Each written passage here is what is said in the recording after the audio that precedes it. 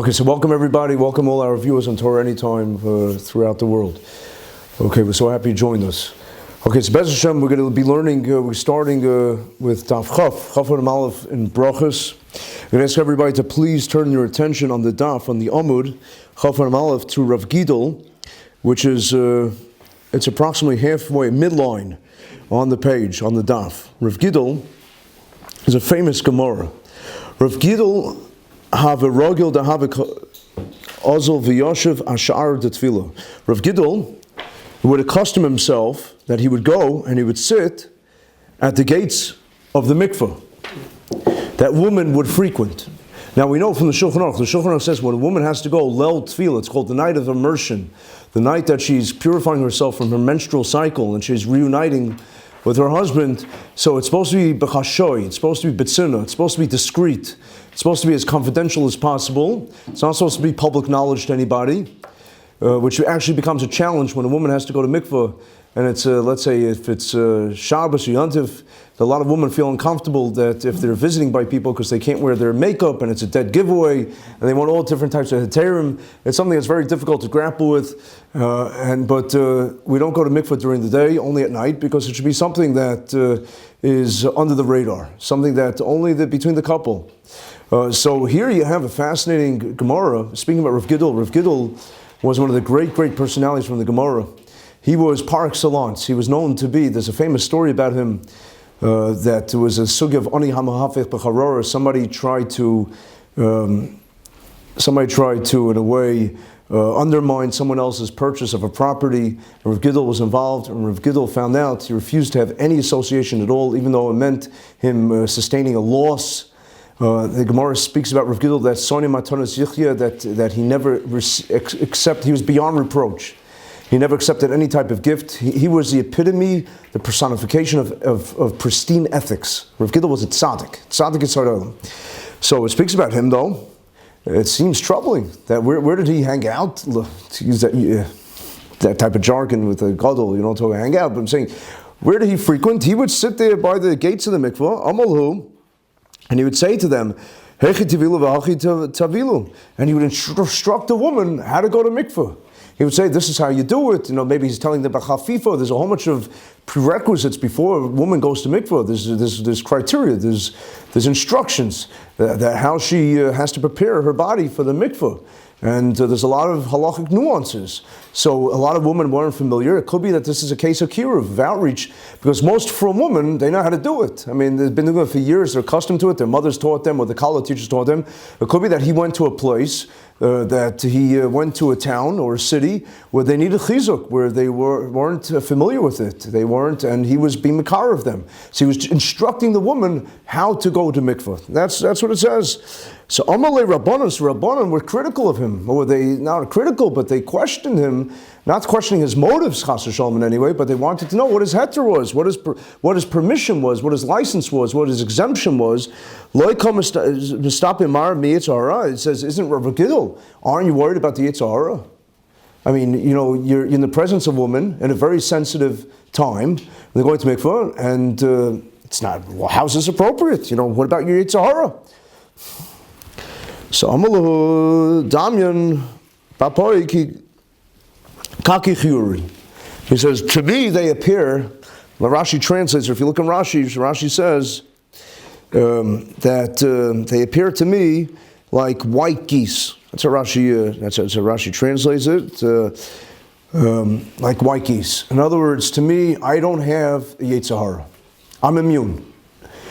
Says, now you have to understand, Rav Gidel again was a huge tzaddik. He was kulo Torah, and he didn't have. Now, generally speaking, we say ein apatrofos arayos. There's no barrier and there's no safeguard for arayos when it comes to male-female relations. They say that there's yichud. There's a prohibition of making yourself in a solitude or sequestering yourself, even with an old woman that a person would have no attraction towards. That's ein apatrofos arayos.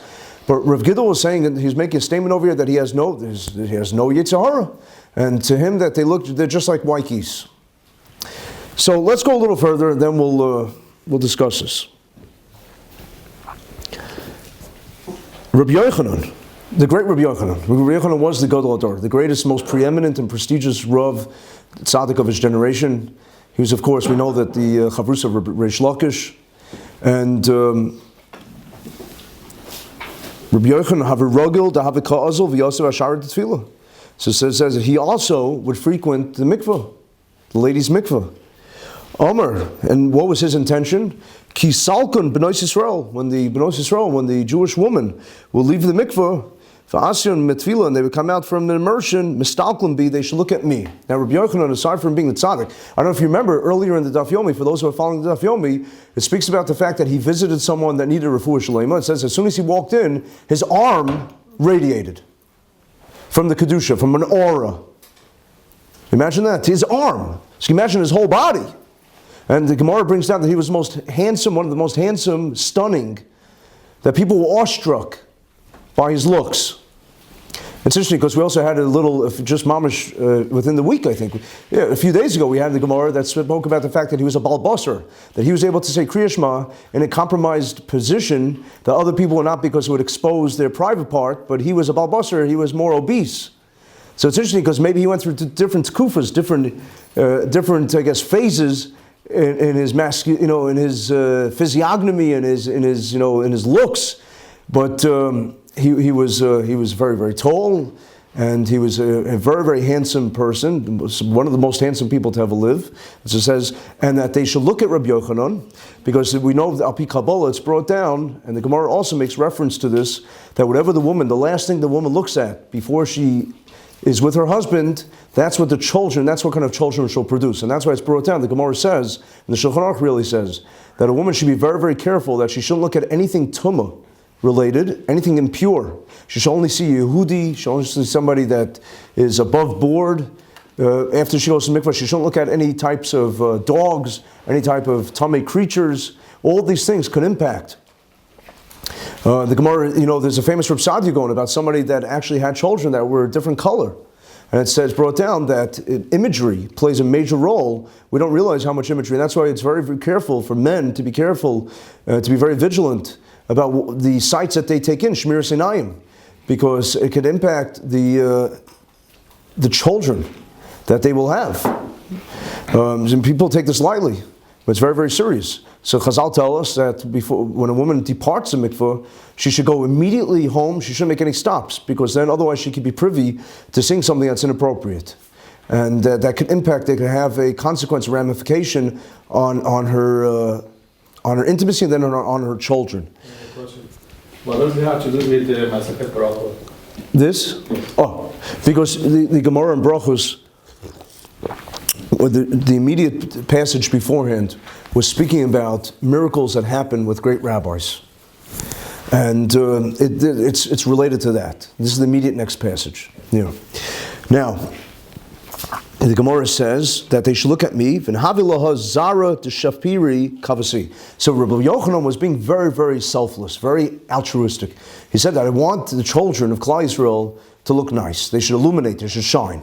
And they should have a countenance that's beautiful. And therefore, if the women look at me and they see the Kedusha, the Tahara, he wasn't Chas V'Shalom in any way conceited. This was totally out of generosity and benevolence, mamash magnanimous tzaddik. He said this way they should look at me and they should have beautiful children. Amalei Rabbanan, so Rabbanan said, this is what the Rabbanan challenged him with. And think it in your mind to contrast this with the way they challenged Rabbi Gidol in the previous account. How do they challenge him? Isn't Rabbi Yochanan, isn't the tzaddik Rabbi Yochanan, aren't you concerned about Ein Abisha, a bad eye, what we call Ayin Hara? How can you not worry about Ayin Hara? If all the women are looking at you, why aren't you afraid that it will detract or diminish from your handsomeness, or from your safety, or vitality, your health? Amalu. All right, it's a very interesting question. We know that Ayin Hara could play the Michtam Eliyahu Dessler has a famous treatise, a beautiful shmooze on Ayin Hara, where he says, one of the things he says is that because we're so interconnected as Yehudim, as Yidden, he says, so if I feel in a way slighted by another person, or I feel that another person gets something undeserving, I could actually go ahead and diminish that person's life, or make that person suffer in a certain way. Ayin Hara plays a real role. So Rabbi Yochanan answered, Amalahu, he said back to them, Ano Mizar Yosef Kasina. I come from the seed of Yosef Tzaddik, from Yosef.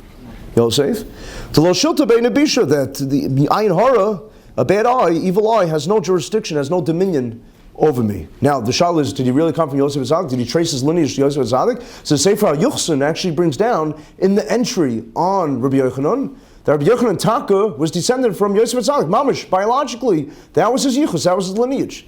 Other Mefarshim, Maharsha doesn't learn up Kipshutoi. Maharsha says that it was metaphoric, allegorical. That he didn't actually shtam necessarily, his yichus, his lineage wasn't from Yosef Tzaddik necessarily, but that he felt that he was a counterpart of Yosef Tzaddik. Same way Yosef Tzaddik had the virtues of morality, so too anybody that is very moral and doesn't chasham succumb to Yetzer Hara, to temptation, also then is a progeny of Yosef Tzaddik. The Maharsha also says, if I'm not mistaken, the other Achronim also point out that since Yosef Tzaddik sustained everybody in Egypt during the famine, when everyone was so vulnerable and could have died, and he gave them the provisions, all the resources, therefore if you sustain somebody, it's a zoivi, it's as if you're the father. And then, in turn, the people that are the recipients, the beneficiaries, are the children. He says that's how he could say, Anom Yosef, Dizari Yosef Kazino, that's how he came from Yosef Tzaddik. Because all of Klal Yisrael is considered to be the progeny of, since he kept us alive, our ancestors alive, therefore we're all considered to be his descendants. It's similar to the Gemara. A corollary Gemara would be Kol Magadol Yasam Yisam B'Sech Beisa, that anybody that raises an orphan, a male or female orphan, in their household, Malal of Akasav, the Torah accords it. There's a famous, I think, Maharshal on this. The Shlomo Lori, who says Mala v'kasef doesn't mean that it equates it. Mala means that it elevates it to the degree that it's even more than a biological child if you adopt a child, if you raise a child. Imagine that. Okay, so therefore he says, D'chsiv in the pasuk, he cites a pasuk, Ben Paras Yosef, Ben Paras Aliyayin, that this Ben Paras is a pasuk from Bereshis, a bracha that Yosef Tzaddik got.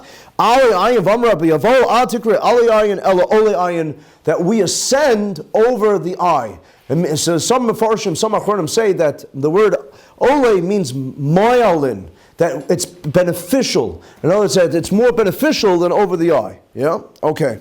So it means that Yosef Tzaddik doesn't have to worry about Ayin Hara.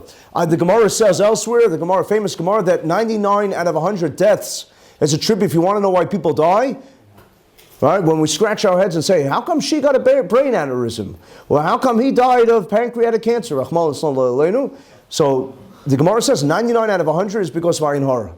Because someone gave that person the evil eye. Can you imagine that? So the evil eye is very potent and could be very, very effective and very powerful. You have to be very careful. We've mentioned before that there's different ways to, the Mefarshim and the Mekubalim bring down that there's different antidotes to Ayin Hara. One of the antidotes is for a person to say, Ano, Ploni ben Plonis, me, I, Ploni, whatever your name is, the son of, and you mention your mother's name, Mizar Dios Kasino Shutabein Abisha. You say it, it's Aramaic, you say that, mentioning your name and your mother's name, and then you don't have to worry about Ayin Hara. The other way is to look at your left nostril with your right eye closed. It's a little hard if your vision challenged. All right? And you look at your left nostril and you say at that time, you could say, Ano Mizar Dios Kasino Shutabein Abisha.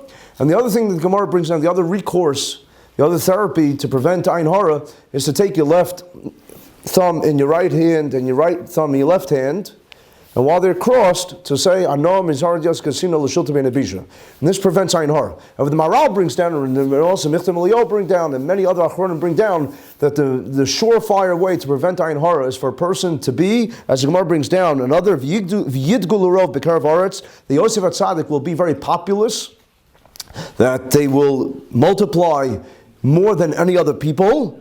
B'Karav Aretz, Ma Dogim Shibayam, so V'yidgu literally means to be very propitious and to be to populate, but also etymology could be, the shorish could be dog, fish. And the Gemara says, Ma dog nishibayam, just as fish in the water, mechasna aleim, they are concealed because they're under the radar, they're under the water. Ve'ein ayin har shaletis behem, and therefore evil eye cannot have any dominion over them. Avzar shal Yosef, so too the seed of Yosef, ein ayin har shaletis behem. V'boy sema, ayin shalei ratzis alazim ma she'ena shaloi, This is Rabbi Yochanan's other retort. Listen to his fascinating retort. This is the last line, the second to last line of the Gemara Daf Chaf, that just as an eye in an eye, it doesn't feast on something that is inappropriate, that it doesn't belong to it, that you don't look at any inappropriate images, and that you don't surf chas v'shalom on the internet, and you make sure to have a filter, and you make sure that you are clean and pure, then ein ayin hara shaletzes boy. That's a surefire way to protect ayin hara from having any shlita over you. And Rabbi Yochanan was very moral. He was a tzaddik, and he was careful, and therefore ayin hara can't have any shlita over him. By the way, the Chazal bring down also to live under the radar. That you shouldn't flaunt, even if you have wealth. And Baruch Hashem, we live in a very, very, very affluent society. Even if you have wealth, don't flaunt it. Don't make people suspicious of you, and don't make people jealous of you. Live tzniusly, especially for the Goyim. We know that Yaakov Avinu told his children, Jacob, he told his children, Lama tisra'u. Why be conspicuous? Live inconspicuously. Why make the Goyim? Why taunt the Goyim in a way? When you're driving around with a Mercedes, right, and they see it, they say, how did the Jew get so rich? And they get jealous, And, it's not like we have our own enclave. It's not like we're sequestered. It's not like we're able to hibernate somewhere. We are amidst the Goyim. Lama tisra'u is Yaakov Avinu's musar. That his rebuke for generations, for millennia, it stays alive. Don't be conspicuous. Live modestly. Very, very important. Okay, now let's get to the Mefarshim over here. The first question is, and it's a glaring question, an obvious question, is that when it came to Rav Gidol, who was sitting by the mikveh, right, so that he can instruct the woman to be makar of the woman to tell them how to do a kosher tefillah. You see, Kiruv didn't begin with BGX. Kiruv happened 1,000 years ago. Okay, imagine now, BGX does not go to the mikvahs and instruct women how to do it. We have college teachers. We have college teachers, right? But that's not. I wouldn't do that. We do have college teachers that instruct. We work with college teachers saying, but the what? Mikvah lady should right. It's true. A mikvah lady does it, and that's the role of a mikvah lady is to do it. But it's interesting. So send his fry, send the wife. He didn't send the wife. Interesting. I guess he didn't want to designate someone else. He didn't want to make a shliach. He was really he doubled down. Holy and immune. So. I guess it's also in the place where they're running short on mikvah ladies, or somebody that was really that knowledgeable. I don't know, maybe he had to travel and he didn't want the wife to travel. He probably went to some far-flung place, to make sure that the ladies knew. I don't know. But so the Gemara challenges, and the Gemara says, what's going on? The Gemara says, how do you do this? Why are you not afraid of the Yetzer Hara? There could be potentially Surim involved. When it comes to Rabbi Yochanan, it doesn't say that. Okay, so the Rishash, the Ben Ishchai, the Meishaloach, we have many, many different approaches here. And the Bach, many Achronim go to town on this to try to explain. Now, the consensus amongst most of the Achronim that I saw, it could be that there were Achronim that I did not see, is that Rabbi Yochanan had Atzimas Einayim. His eyes were closed. He didn't look. Why? Because his function wasn't to dialogue, wasn't to engage, wasn't to converse with the woman. His function to be seen. That they would see his glory, his radiance, they would see his handsome appearance, and they would feast their eyes on it. And that's why the concern was Ayin Hara. Because again, you could ask the reverse. You could say, how come Rav Gidol wasn't concerned about Ayin Hara? Rav Gidol was instructing them. He was communicating. He was engaging them. He was talking to them. And therefore, there's a concern. Why isn't he worried about the Yetzer Hara? Now, there is another approach that the Chorim bring down, fascinating approach, and that is Rabbi Yochanan lived hundreds of years, several centuries. So we're talking about a man who didn't have the Yetzer Hara left. He was maybe several centuries old. He wasn't a sanitarian. I don't even know. He was, hundreds of years old. He was rewarded. He was gifted. He got a special blessing. He had a wretched, chas v'chalila to say that. Everything called to over Rahman Latab, whatever the Rebbe Shalom does, even though it's beyond our comprehension. We had a program here last night by BJX, and it was an amazing program, Baruch Hashem, a full house. And there was somebody that told me, somebody that confided to me, that he lost his parent at a young age, and we were discussing it and fleshing it out, and said, whatever the Rebbe Shalom does, we don't understand it now, but there has to be a reason for it. There has to be some kind of reason. The Rebbe Shalom was not cruel, chas v'shalom, and Rabbi Yochanan lost 10 children.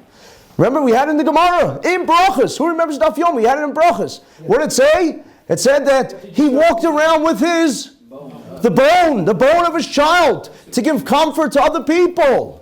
He had it on a necklace. A huge tumult over there. Why wasn't it Tameh?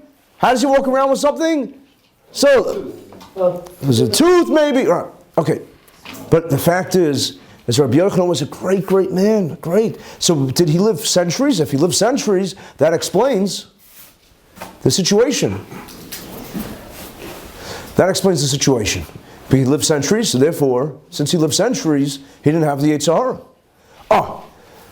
The Rashash brings down a fascinating approach. Rashash says that Rav Gidol was mamish by the mikveh, and because he was by the mikveh, now again, they lived in more primitive times. And that's why a lot of the sugyas over here that the Gemara goes into about people laying unclothed, all these things. Remember, they didn't have the fabric and material that we have today. That that everything is whether it's polyester, whether it's fabric that's manufactured.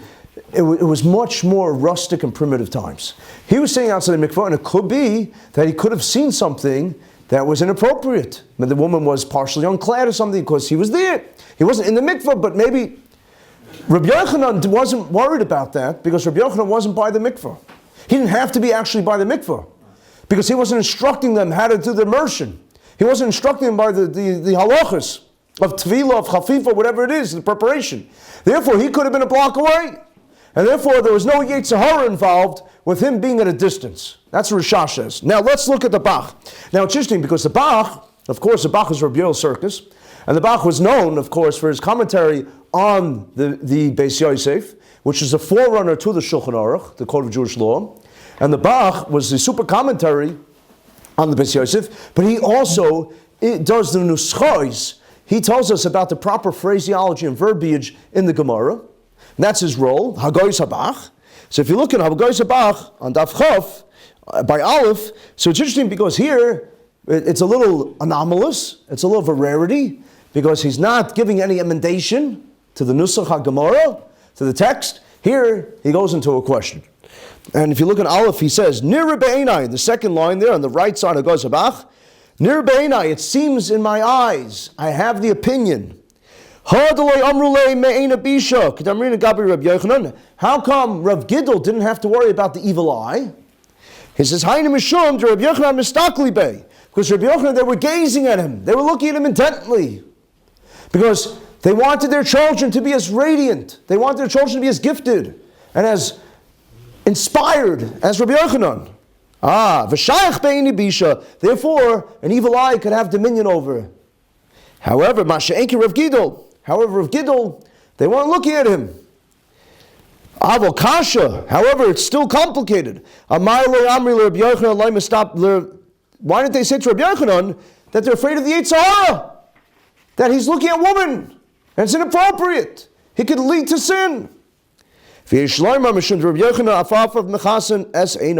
Gemara tells us, it's a famous Gemara in Baba Kama, and it's a Gemara in another Masechta. The Gemara says that his eyelashes drooped down and concealed his eyes. And they actually had to lift his eyelashes. The Ian Yaakov Esakasha, he says, L'chor, it's a doichik. Or it's a shverkite. It's complicated. Why? It's because, how do you explain then, he's so exceedingly handsome, if that seems to be something that would be a defect. So again, it seems, from several Gemaras and Brachas and from elsewhere in Shas, that there's different tekufos, different epics, or different phases in Rabbi Yochanan's life. And especially, it would reconcile then, it would be very, I think, this would augment the pshat that says he was several centuries old. And that's why maybe his eyelashes were so big. He killed Rav Kahana. He killed Rav Kahana. Yeah, so 1 second. That stayed Rav Kahana. No, but he didn't kill. Remember, he was on such a madrega. You have to understand, he was on such a madrega that just the way he looked at him. No, because they lifted and they lifted his eyelids. Right. So that's the Gemara Baba Kama. Right, so you're a Baki B'Shas. I'm going to counter. According to your statement that he's older and he's centuries old and his eyelids are, then you're going to say Rav Kahana, which is his brother-in-law, must have been also centuries old. No, Rish Lakish. Rish Lakish also died because of him. Okay, so. But he was Mechayim Meis. He resurrected. He brought back. The Gemara said a few times. You study the Gemara. Rabbi Yochanan is such a high level. It speaks about him, I'm telling you. He was like a malach. He was like an angel. Mamash like an angel. He was able to bring back dead people. So Gemara says his eyelids were, so this says, and therefore he didn't see the woman. There was no problem of Yetzar. Masha Enkim, whereas Rav Gidl, you have a problem with Rav Gidl. All right? Now, the fact is that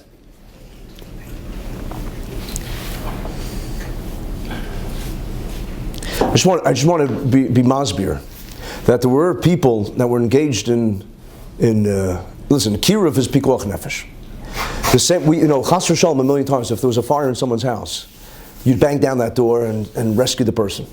If there's a fire in someone's neshama, if the person the neshama is bleeding, is hemorrhaging, because they're not connected to Rebbeinu Shalom, they're not keeping Shabbos or kosher, and they're not learning Torah or doing mitzvahs or caring about their fellow Yidden. The only way we care about our fellow Yidden is when we're engaged in mitzvahs. The biggest proof was the Holocaust. Those that were removed and distant and disenfranchised from Yiddishkeit, like the Reform, they didn't care. They didn't make any effort to save. Those American Jews did not make any effort to save the European Jews that were being decimated, they were being annihilated. It was only the frum people, Rav Avram Kalmanovich, running on Shabbos in a car, begging people to go home and take money, to save, to try to, Rav Michal Ber Weissman, to bribe the Nazis.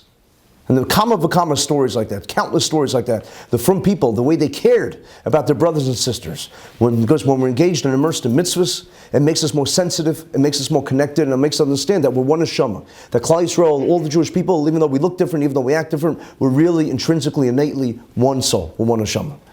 And therefore, the kiruv is the most important mitzvah ever in the world. There's nothing more paramount. Because you save the same way you would save a person's physical life, a spiritual life is more important than their physical life. And we see many proofs from that in Chazal, the spiritual existence. There were those that said that, okay, in order to do kiruv, we have to do things that may not be acceptable at the face value. And they did things that, whether it was with woman, whatever it was. And sometimes they cited this Gemara. Now, how did Rav Gidl justify? You have to understand that if you study Rav Gidl's life, you study Rabbi Yochanan, the Tanam and Amoraim were Kamalachei Hashem Savakos. They were like the most celestial and divine angels.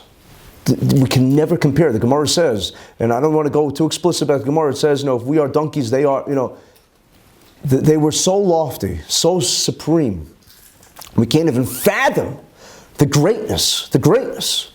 And if they were able to shots up, they were able to evaluate that they would not be infected by a Yetzer Hara. Only they can make such a concession. It's not a concession. Only they can make such a cheshbon. Only they can make such calculations. As a matter of fact, the Sefer HaChinuch in Mitzvah Kuf Pei Tes 189, where it speaks about the arayos, speaks about distancing himself from illicit or inappropriate types of activities or behaviors or relations, he says there that no one today has a license to unilaterally decide that they are above the Yetzer Hara. Everyone has to be concerned.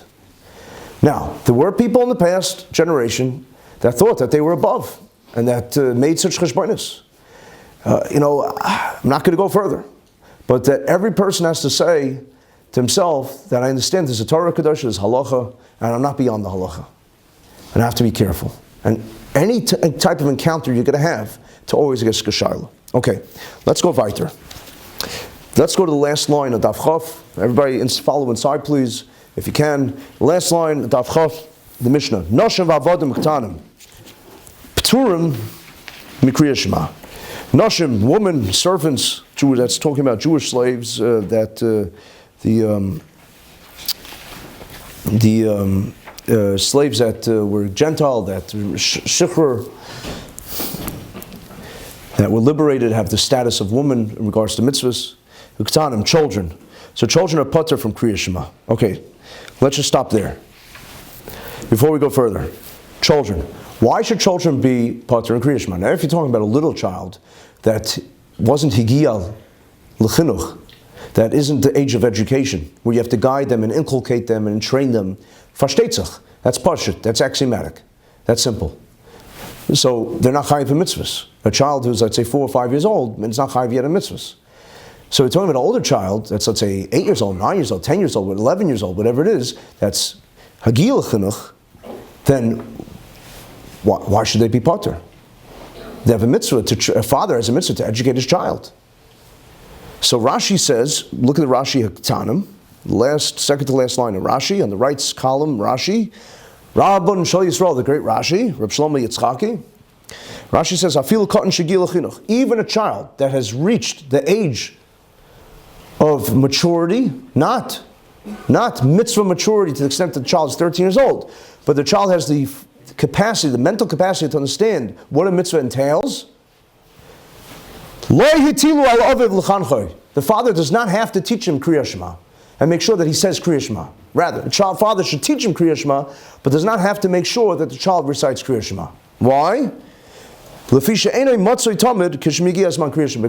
the father and the child are not usually within the same domain, within the same place when Kriya Shema comes. What does that mean? The Torah explains, Rabbi Yitzchok explains, he says that either Kriya Shema, they used to, they weren't lazy like us, they woke up at the crack of dawn, Vosikin, and they said Kriya Shema. When you're supposed to say Kriya Shema, that's a very early time to rise, when the rooster says kakadadu, whatever it is, right? So they didn't have alarm clocks. Nature, they lived nature. They were more connected. Today everything is so urbanized, and everything is, just the modernity and age of industrialization and urbanization, and it's become that you lose that natural connection to Hashem, sort of. But they woke up very early in the morning. The children were still sleeping, and at night, when you say Kriya Shema at night, the children maybe had already retired. The children already went to sleep. That's how the Torah explains it. So Rashi says that it's a mitzias. Really, the child should be chayiv, or the father should be mechayiv and educating the child to make sure the child says Kriya Shema at the right time, but practically speaking, it's not conducive. It's not going to happen. It may be conducive, but it's not reality. That's Rashi. Tosfos argues. Let's look at the last Tosfos on the page. The Dibur Maska, the highlight is Uktanim, the bold is Uktanim. Uktanim Pturim Krishma, Uktanim Patr Krishma. Pirusha Kuntris. Kuntris always refers to Rashi.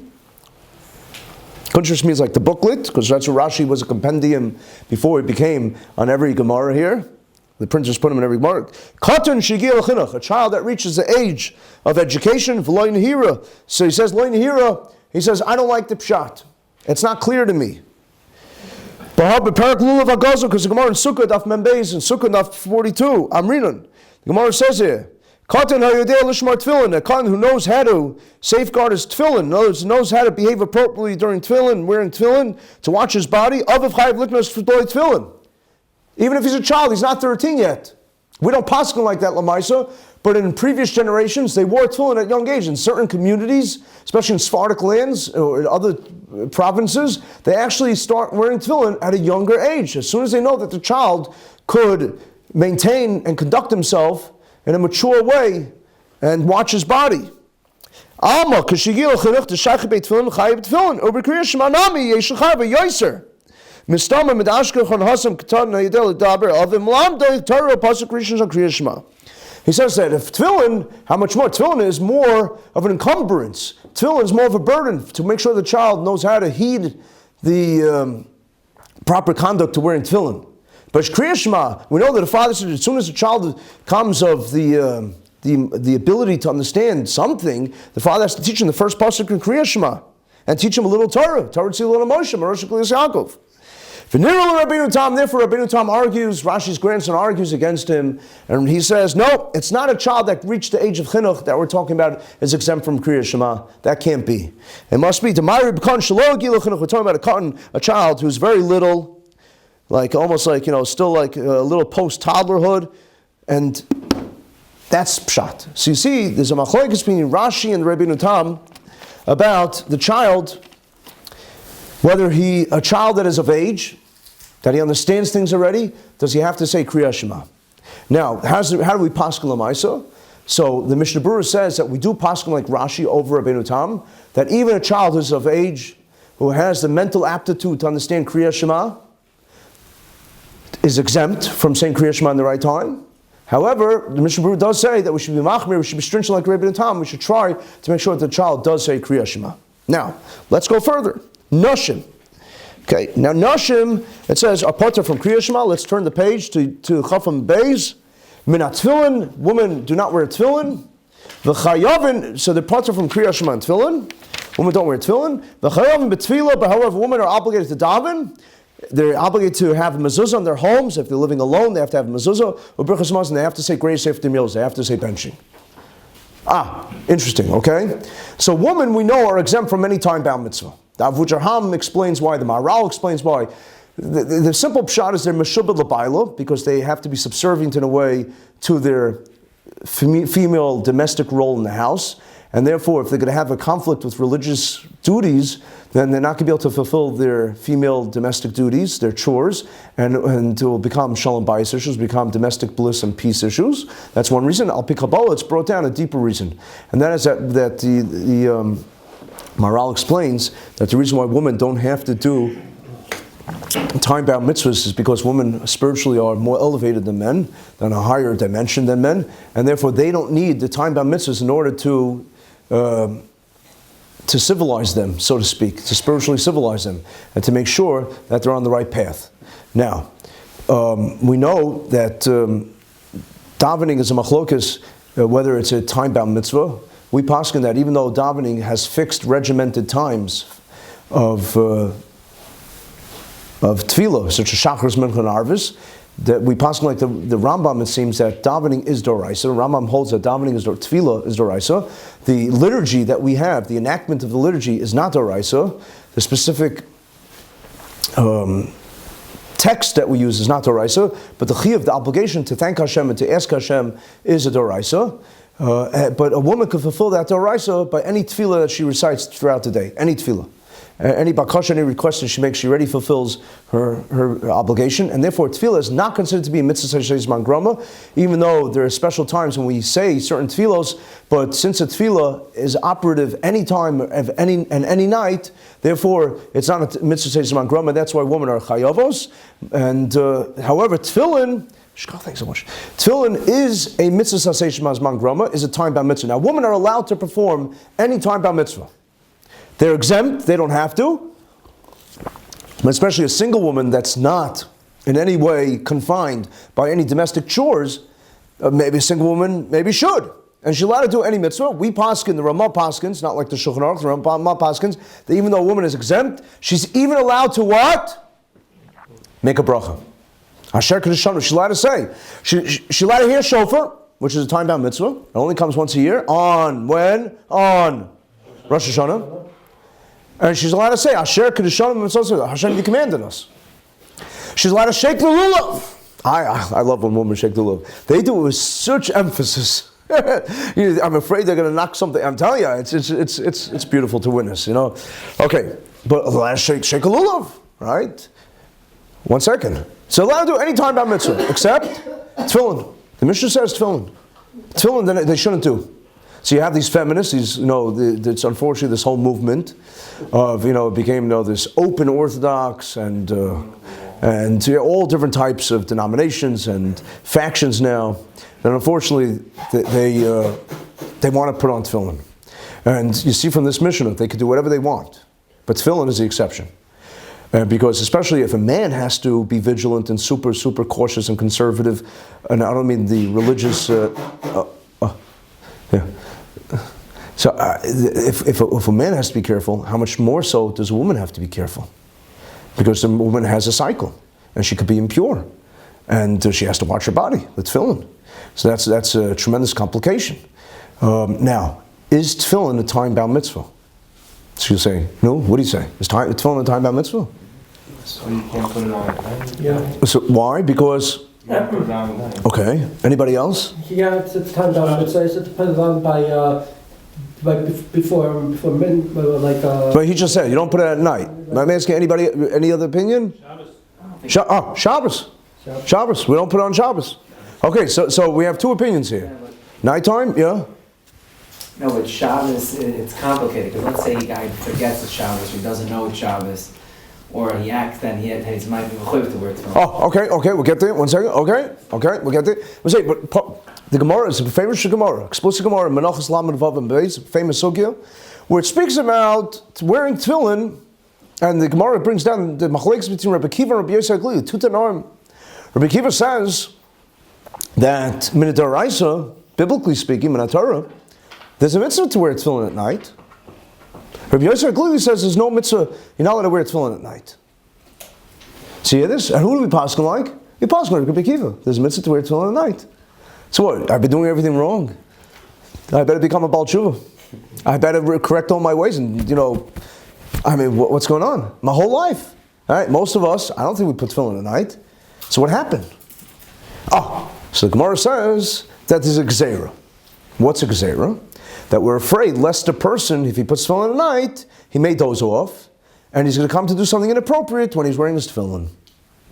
So, like Lefi Rabbi Akiva, it's a biblical mitzvah to wear tefillin at night. The Chazal came along and said, refrain, abstain, shev, sit, don't do it. Like Rabbi Yosef Glili, it's mutter. You're supposed to. It's a mitzvah to wear it at. And I'm sorry. It's according to him. I'm sorry. Midaraisa, you're not allowed to wear it at night. And what's his proof? The Torah says you should safeguard. You should be careful. The chukah azos, this statue, miyamim yamima, continuously every day. What's that referring to? Says Rabbi Yosef Glili, that's referring to tefillin. Making sure that you don't become impure when wearing tefillin, and therefore Rabbi Yosef Glili says that you're not allowed to wear tefillin at night. Guess what? The Rambam, the great Rambam, the Nesher HaGadol, the great eagle, he paskins like Rabbi Yosef Glili, not like Rabbi Akiva, and says that it's usher to wear tefillin at night, midaraisa. Therefore, he paskin that when you take off tefillin during the day, you actually have to make a bracha. There's a special bracha that we say that it's the end of the mitzvah now. Not allowed to wear tefillin anymore. Okay. So one second, let's think about this. We paskin, says the Shulchan Aruch, we paskin like Rabbi Akiva, that tefillin, really you should be putting tefillin at night. The rabbis came along and said not to put it at night. So according to Rabbi Akiva, is tefillin a time-bound mitzvah because of daytime, nighttime? No, think about it. According to Rabbi Akiva, it's not. It's not. Why? Because according to Rabbi Akiva, you would be putting it on and day and night. So who holds that's a time-bound mitzvah because of nighttime? It's only Rabbi Yosef Glib. We don't paskin like him. So, Rabbi Akiva says that midoraisa, we don't put, it seems that the reason why tefillin is a mitzvah says mangrama, why women would not be allowed to wear tefillin, or wouldn't have to wear tefillin, is because of Shabbos. We don't wear it on Shabbos tefillin. That's why it's a time-bound mitzvah. Nothing to do with night. Because we paskin like Rabbi Akiva, that you should really wear tefillin at night. The Chachamim say you shouldn't. So why is it a time-bound mitzvah? Because of Shabbos. Why don't we wear tefillin on Shabbos? Because it's an os, a sign, a covenant. We already have the covenant of Shabbos and Bris Milah, right? The Bahag says you always have to walk around. A Jew always has to be a witness. Not Chas v'Shalom, the witnesses, the Goyish witnesses, right? A Jew always has to be a witness. It means they always have to have two witnesses to attest, to give testimony to the fact that there's a God in the world and that there's a Torah. What are your two witnesses you walk around with? Your Bris Milah and alternatively either tefillin or Shabbos. So during the week when I don't have Shabbos, I have tefillin. On Shabbos, when I have Shabbos, I don't need tefillin. So ask the person, the Minchas, famous Minchas Yitzchok on this. JG, you sweated this before. The famous Minchas Yitzchok on this is that 1 second that was the soldier that he says I can't keep Shabbos because I'm in the army, so maybe I should have to wear tefillin because I always have to have two witnesses. And the Minchas Yitzchok, so the person brought down that you don't have to, because implicit in being a Jew is that Shabbos is in you. You may not be keeping it, but it's there. Imagine that. Yeah, beautiful idea. Even if you can't keep Shabbos, it's there. It's part of you. So 1 second. Let's think about this.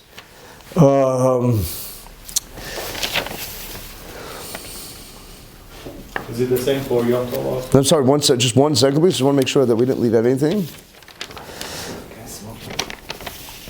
I was smoking in Europe. Yeshiva was smoking on Shabbos, and his Rebbe was coming in. It's a very famous story, big gadol. He put on tefillin quickly. So he says, Shabbos, I forgot it's Shabbos. I just must have smoked because you would have smelled the smoke also. So, put on tefillin. It was a good spot.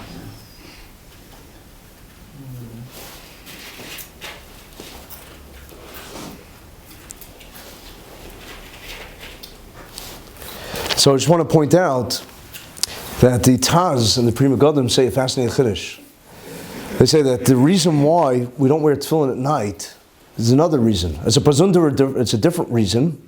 aside from the fact they're afraid that you'll doze off, is that since the pasuk says about tefillin, v'ra'u kol amei aretz, that all the nations of the world should see the tefillin, and therefore v'ra'u means it precludes, it eliminates nighttime. V'ra'u means dafka daytime, and that's why we don't wear tefillin at night. Rav Moshe though was asked a question. The Igros Moshe, he was asked a question about somebody that said that it would be impossible daytime, he has to go on a trip, and it would be impossible, it's totally unforeseeable, there would be no way, impractical, for him to be able to wear tefillin during the day. The question is, could he wake up in the middle of the night before he leaves and put on tefillin? Otherwise he wouldn't have the mitzvah. He would totally lose the mitzvah. So, Rav Moshe said, a fascinating insight, a fascinating chiddush. Rav Moshe said that when the rabbi said, Gezerah, that you can't wear tefillin at night because they're afraid that you may do something inappropriate, that was not potentially, that wasn't in a situation where you wouldn't be wearing tefillin at all if you couldn't wear it at night. And the Divrei Ephraim says that implicit in the Gezerah, in the enactment of the rabbis, not to wear tefillin at night, is only if you could wear it during the day. But if you couldn't wear it during the day otherwise, then you would do it at night. And since you woke up in the middle of the night, it must be you're not going to fall asleep again because you conscientiously and consciously woke up, b'dafka, in order to put on tefillin. So therefore you don't have to be afraid because the guy's going on with his day. He has an agenda, he has a mission. Now, it's funny because by BGX we got a lot of calls. I got the shalo numerous times about people that say that were first starting to wear tefillin or didn't wear tefillin on a regular basis. They want to know, okay, I realize it's almost sunset, can I put on tefillin? The halacha is that you're allowed to put on tefillin until sunset. Once it comes sunset, you shouldn't put on tefillin. However, many times it was twilight, bein hashmoshes. It was after sunset, but before it got dark. And I told the people, I had one guy who for 20 years he didn't put on tefillin. Then Baruch Hashem, a million times he came back to Yiddishkeit, became a real Baal Tshuva, even though he grew up religious. And he started putting tefillin again, and he was just getting the hang of it. And he said, "Oh my gosh, it's shkia already." I said, "So you're allowed to put on tefillin." The psak is, Mr. Brewer says, you're allowed to put on tefillin, even during Ben Hashmoshes, even though it's technically maybe nighttime. If it was Friday, it would already be Shabbos for us, but not allowed to make a bracha. I think that the Lubavitchers, if I'm not mistaken, I think they have a psak. I think there's a Piskei Tshuvos that brings us down, if I'm not mistaken, that they have a psak, that if the person otherwise wouldn't put on tefillin or didn't put on tefillin, that they're allowed to even say a bracha until Seitzah Kachavim. But don't quote me on that. I'm not sure. But now let's see a Rashi. You got to go back. Let's go back to Daf Chaf Malv. Amazing diuk from the Pnei Yeshua and Rashi. Okay, the first Rashi in the Mishnah. Let's look at the first Rashi in the Mishnah. Okay, you want to look at, if you look in somebody else's Gemara?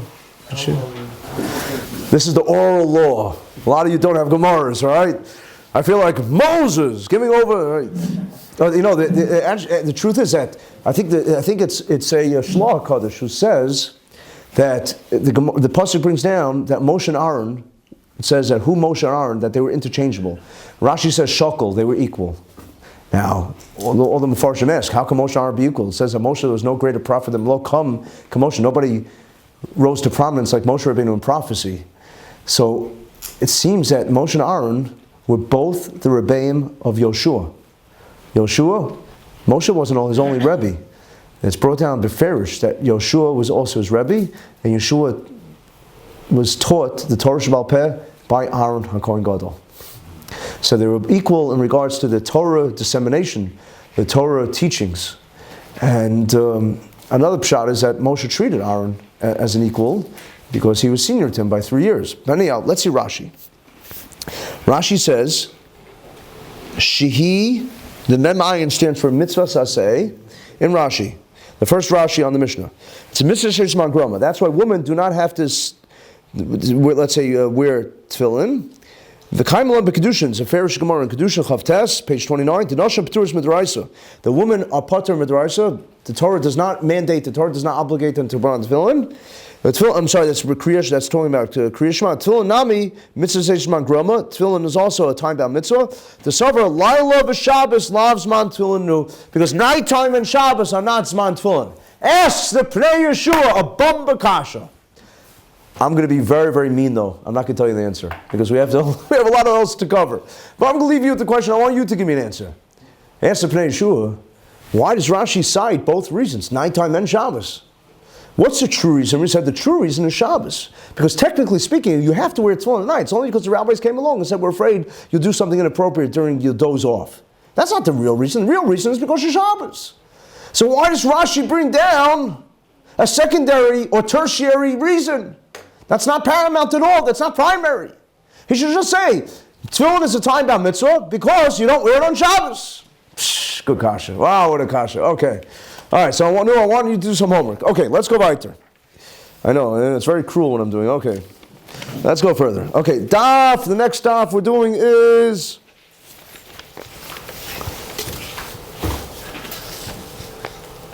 Chaf. We'll go to daf Chaf Beis Amud Aleph. And we're going to go to... Somebody didn't turn off the cell phone. I don't have it with the ladies all the time. I tell them and I tell them and I tell them and they refuse to do it. Okay, I'm just kidding. It's okay. As long as you don't take the call in the middle. We once had that. A person had a whole entire conversation. Poor Torah Anytime viewers had no idea what was going on. It wasn't me talking. I wasn't talking about the manicure and I wasn't talking about my shadel appointment. I'm telling you, it was interesting. But anyhow, people are interesting. What can you do? Baruch Hashem. It makes life, colorful. Okay, so where are we holding it? Daf Chaf Beis Amud Aleph. Okay, this is a little difficult to communicate where it is. The Gemara is Man da Amar Bittul. What's the first word of the line? So I'm trying to find it myself here.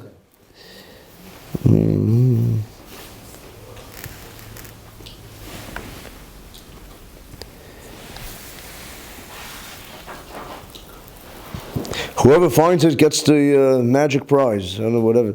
It's Mandam Bittul Rabbi Yehuda ben Beseira. Here it is. Okay. How do I describe? It's the first one in line. You know what? I just lost it. Can you imagine that? It shows you how. Where is it? Rabbi Yehuda. Right to that. One from to that. Oh, Gewalt, there it is. Ishkach, that's excellent. Yeah. See where the two dots are? Around 15 lines from the bottom. There's the two dots. So just go two lines above that. The first one on the line is Bitluha.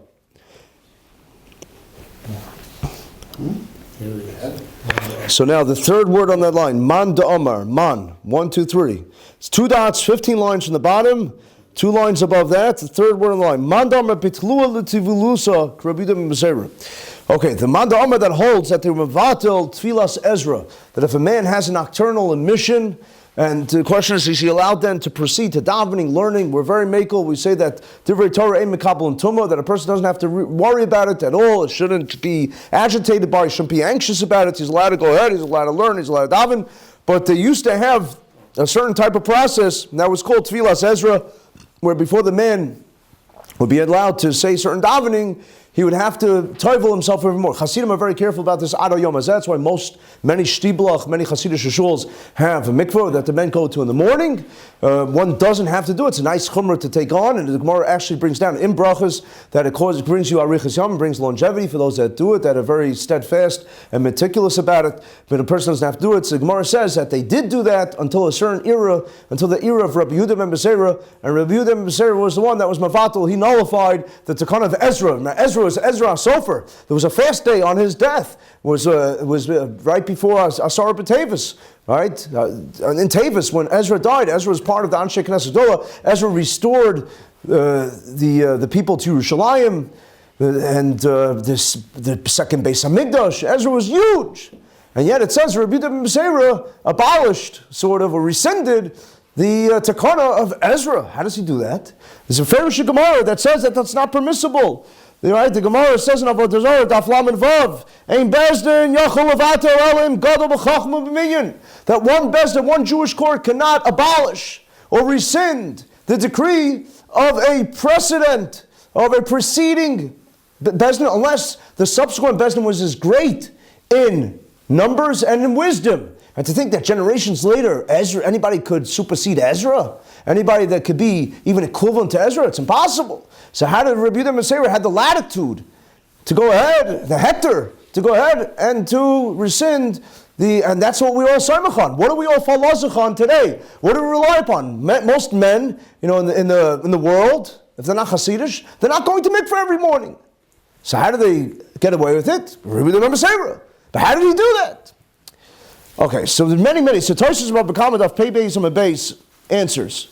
He gives several answers. One answer is an astounding answer. He says it could be that maybe the Masorah, the tradition was wrong, and Ezra never made it an official promulgation. They never made it an official edict, which is hard to understand because he said Tekanas Ezra. It's called the enactment of Ezra. Okay.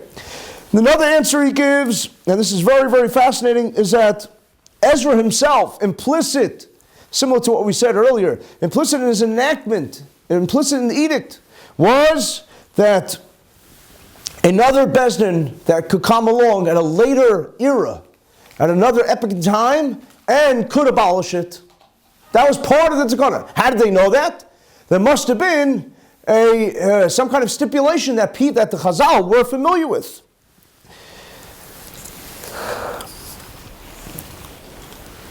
Tosfos also brings down, maybe it wasn't pervasive. Maybe it wasn't endemic in all of Klal Yisrael, this Gezerah. As a matter of fact, the Ritva says,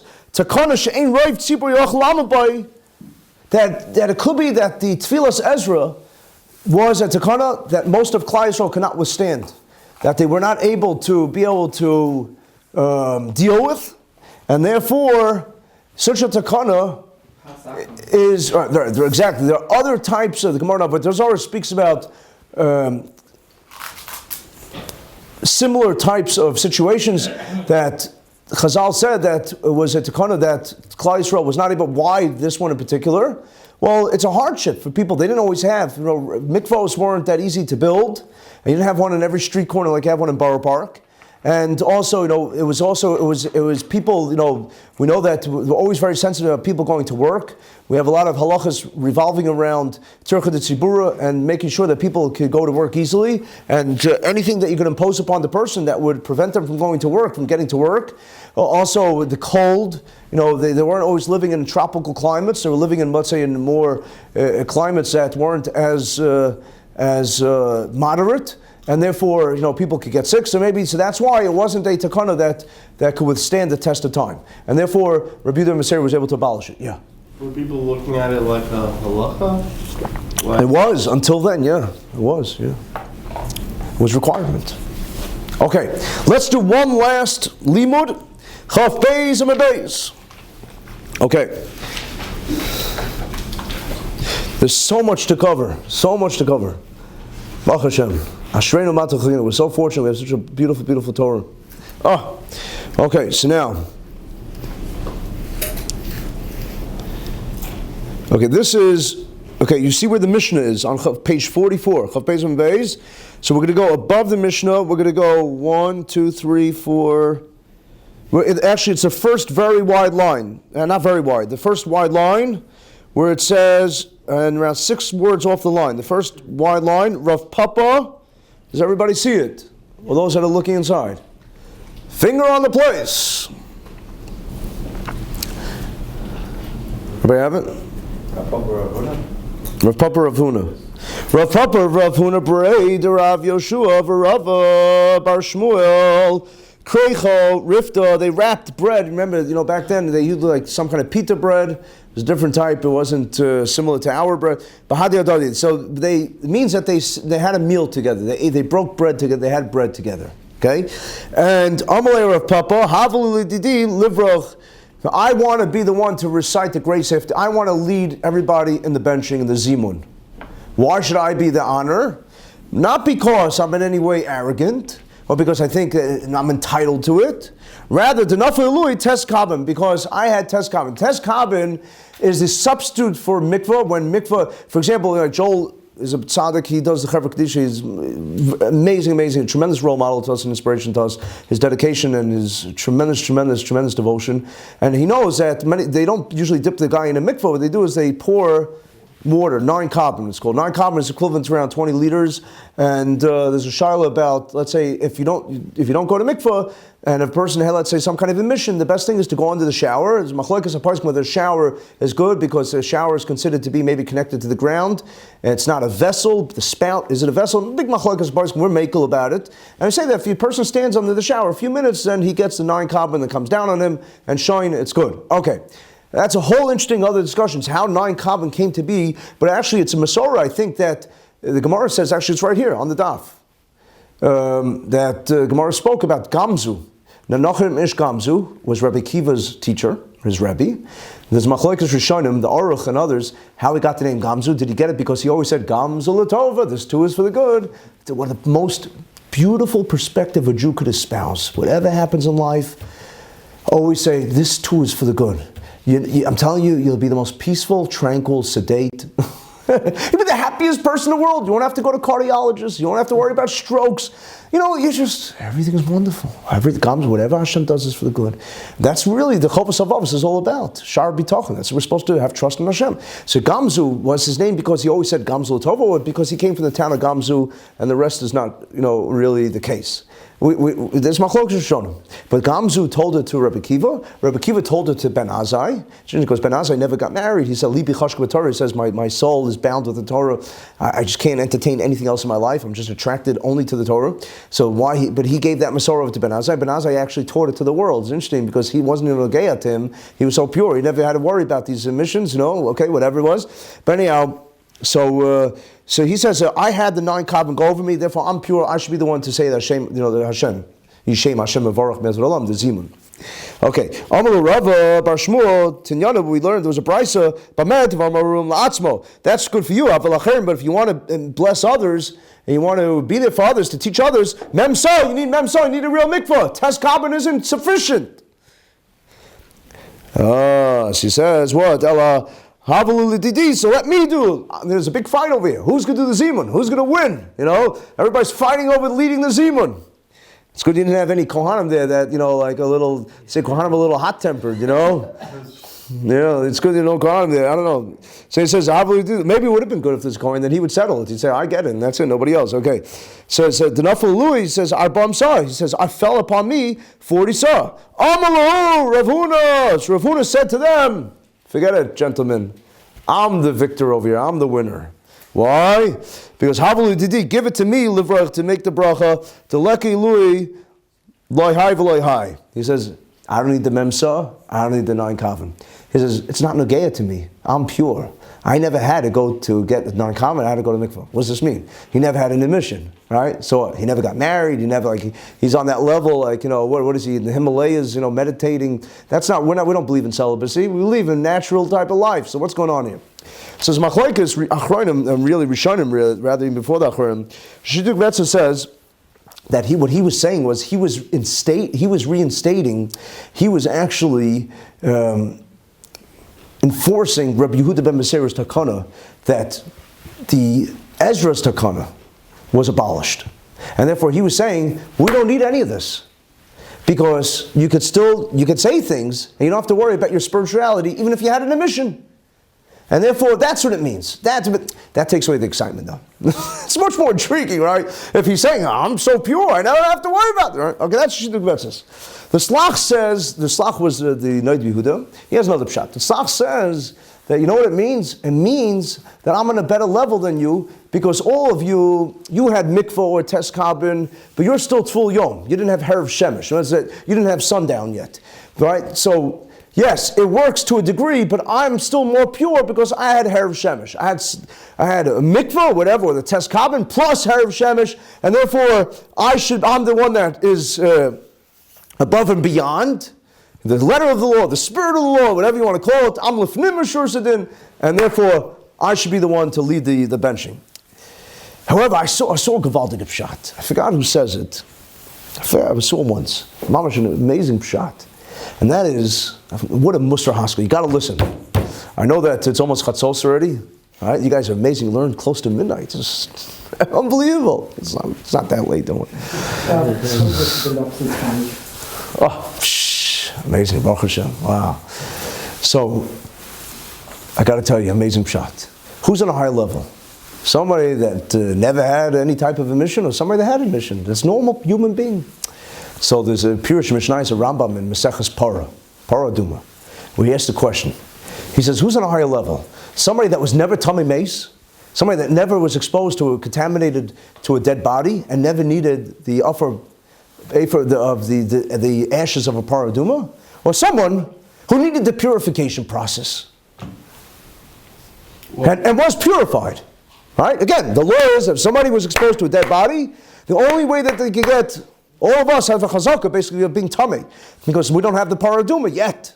All right, there was this guy near Lakewood, New Jersey, who wasn't religious at all. I think he's a son of Holocaust survivors that was convinced that he had the paraduma, and people were offering him $1 million then. He said, I'm not selling it for anything, it was a beautiful Kiddush Hashem.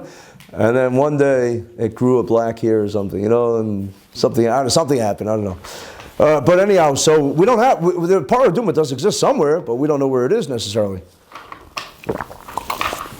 So, in order, Well, it sounds, almost I'm mistaken, it sounds like what people always say about Baal Tshuvas.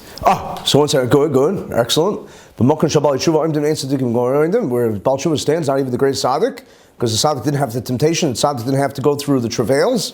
Okay, let's see. So the Rambam says, who's greater is the guy that had to go through the purification process, that got contaminated, got impure, he was rendered, in a sense, sullied, and then he had to be pure, or the guy that never was exposed? You think that he's super pure. Says the Rambam, that the guy that never had any tumor in his life, he never had a psak ta'ara, he never had a verdict, a pronouncement, you're a tahor, you're pure. The guy that went through something, the guy that went through tumah and got the Ephah paraduma, they got the ashes, he got a psak, a verdict. You're pure. And therefore, says the Rambam, he's on a higher level. He's on a higher level, right? He's on a higher level. So 1 second. What about Baal Keri, somebody who has an emission? So, according to this Gemara, 1 second, it seems that Rav Huna is saying that I'm holier than you because I never had the emission. But that doesn't stem well with the Rambam. So it has to stem with the Rambam. It must be that he can't be saying that he never had it. Because if he never had it, they would be on a higher level than him. The person that had it and gets pure is on a higher level than the person that never had it. So it must be, it must be that of course he had it. But he was somewhere that was on a high level purification-wise because he had the sunset. And he did not only have the mikvah or the tishkam, but he also had the sunset. What a beautiful pshat. So Rabbi Yitzchok, we all mess up, we all fail, we all make mistakes. It doesn't make us less human. The Rabbi Yitzchok wants us to be human. He doesn't want us to be angels. He has enough angels out there. He wants us to be human angels to a degree. He wants us to make sure that if we mess up, we do tshuva, and we say, Rabbi Yitzchok, I love you, I want to get closer to you. And Bez Hashem Yisparach, we should all be zeichet to have aliyah and ruchnius and gashmius. Thank you all for listening. Thank you for coming. Okay, any quick questions?